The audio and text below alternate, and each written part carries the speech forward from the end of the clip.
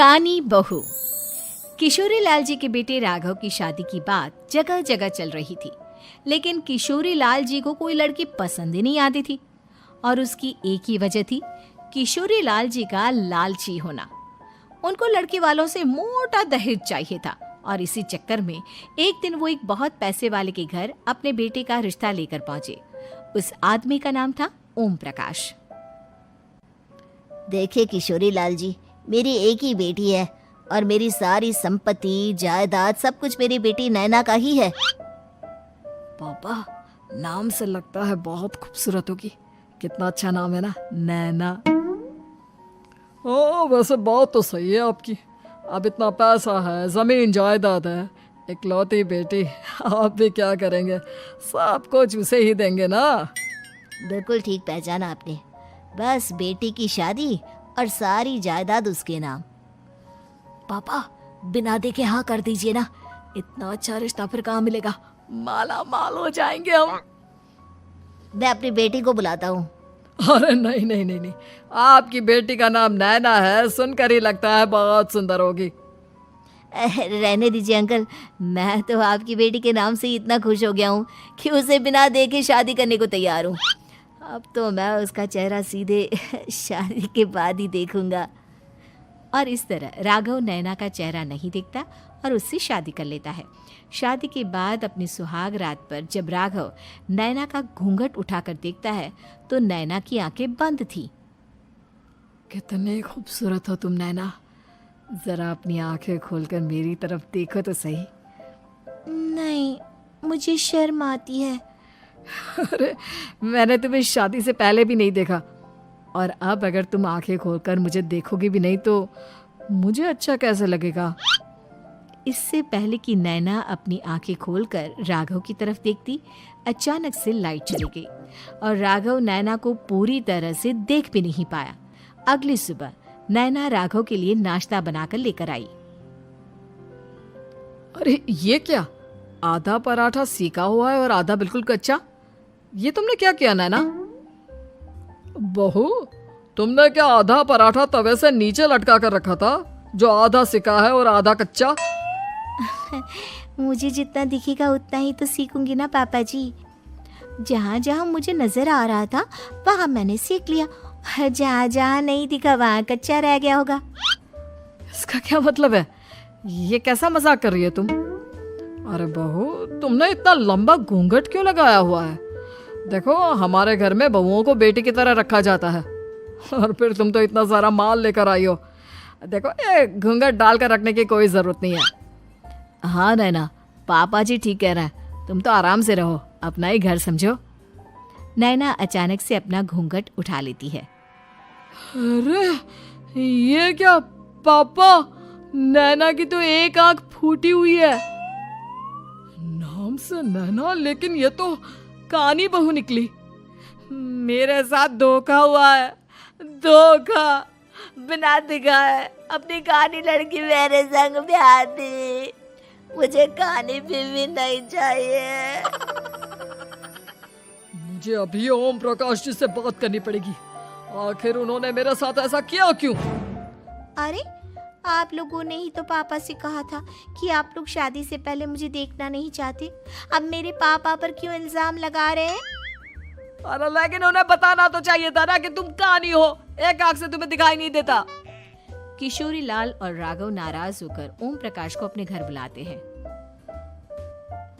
पापा जी, ये आपने क्या किया? शादी से पहले बताया क्यों नहीं कि नैना की आंखों में परेशानी है? अरे, आप ही ने तो लड़की देखने से मना कर दिया था। और लेकिन आप बता तो सकते थे। आपको तो हमारी बेटी की प्रॉपर्टी चाहिए थी, वो भी पूरी की पूरी। अब क्या हुआ अगर उसे आधा दिखाई देता है? प्रॉपर्टी तो आपको पूरी मिल गई ना। अरे ये क्या बात हुई? मेरी शादी प्रॉपर्टी से नहीं, आपकी बेटी से हुई है। अब ये तो पहले सोचना चाहिए था, तब तो मेरी प्रॉपर्टी देखकर तुम्हारी जुबान लप लपा रही थी। लेकिन मैं कानी लड़की को अपनी बीवी बनाकर नहीं रख सकता। पापा, कुछ करिए ना आप। हाँ, करता हूँ। देखिए ओम प्रकाश जी, आप हमारे साथ ऐसा नहीं कर सकते। और तुम देखो, अगर तुमने मेरी बेटी से शादी तोड़ी ना, तो जो भी प्रॉपर्टी मैंने तुम्हें दी है वो तो पूरी की पूरी वापस ले ही लूँगा, और आधी प्रॉपर्टी तुम्हारी भी लूँगा। अरे मेरी आधी प्रॉपर्टी भला क्यों लेंगे आप? इसलिए क्योंकि मेरी बेटी को आधा नजर आता है और उसकी नजर अभी तक तुम्हारी आधी जायदाद पर ही पड़ी है। अब तुम उसे घर से निकालोगे तो कुछ तो लेकर जाएगी ना। और अगर हम आपकी बेटी को अपने घर की बहू बनाकर रखे तो? तो तुम्हारी पूरी प्रॉपर्टी तुम्हारी ही रहेगी, और जो मैंने तुम्हें दिया है ना, उसमें से बस मैं आधा लेकर जाऊंगा। अरे लेकिन अब आप अपनी दी हुई प्रॉपर्टी में से आधी वापस क्यों लेकर जाएंगे? अगर मैं आपकी बेटी को अपनी पत्नी बनाकर रखने को तैयार हूं तो? इसलिए ताकि भविष्य में अगर तुम मेरी बेटी को धोखा दो तो उसके पास कुछ तो रहे जो पति का हो। वैसे मेरे पास तो बहुत कुछ है, लेकिन अपने पति की कोई निशानी तो उसके पास होनी चाहिए ना। अब अगर तुमने मेरी बेटी को कहानी कहा तो तुम्हें प्रॉपर्टी भी कहानी ही मिलेगी, पूरी नहीं। जमाए राजा। किशोरी लाल और राघव समझ चुके थे कि वो बुरी तरह फंस चुके हैं और अब उनके पास वहां से निकलने का कोई चारा नहीं है। अब समझ में आया ना, लालच बुरी बला होती है। एक तो तुम्हें प्रॉपर्टी मिली, ऊपर से बीवी मिली, उसमें तुम्हें नखरे भी दिखाने हैं। आए बड़े, चुपचाप बैठो दोनों। कुछ दिनों के बाद नैना राघव की कार लेकर बाजार घूमने निकलती है और जब कार लेकर वापस आती है, ये क्या? एक तरफ से मेरी गाड़ी पूरी खराब हो चुकी है। लगता है तुमने मेरी गाड़ी को किसी दूसरी गाड़ी के साथ एक्सीडेंट किया है। अरे अरे कितना बड़ा नुकसान कर दिया तुमने बहू। वो क्या है ना पापा जी, मुझे एक आंख से दिखाई नहीं दे रहा था, सामने से गाड़ी आ रही थी। मुझे तो सिर्फ आधा ही दिखाई दिया और वो गाड़ी मेरी कार से रगड़ते हुए निकल गई। अब मैं क्या करूं बताओ? आप इसे ठीक कराने के पैसे कौन देगा? तुम्हारे पापा? तुमने मुझसे इस तरह से बात की? अभी रुको। नैना राघव की शिकायत ओम प्रकाश को कर देती है।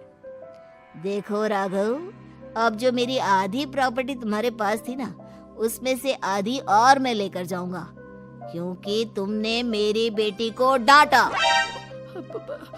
अरे नहीं नहीं पापा जी, गलती हो गई, माफ कर दो। गलती की तो कोई गुंजाइश ही नहीं। अगली बार मेरी बेटी को डांटा तो बची हुई आधी में से आधी और ले जाऊंगा। लालच के चक्कर में हम दोनों ने बहुत बड़ी गलती कर दी बेटा। एक तो तुम्हें कानी बहू मिली और ऊपर से जो माल मिला वो भी काना। इस तरह राघव की हर एक गलती पर ओम प्रकाश उसकी प्रॉपर्टी का आधा आधा हिस्सा लेकर अपना सारा माल वापस ले गया और राघव को कानी बीवी से काम चलाना पड़ा। भाई लालच वाकई में बुरी बला है।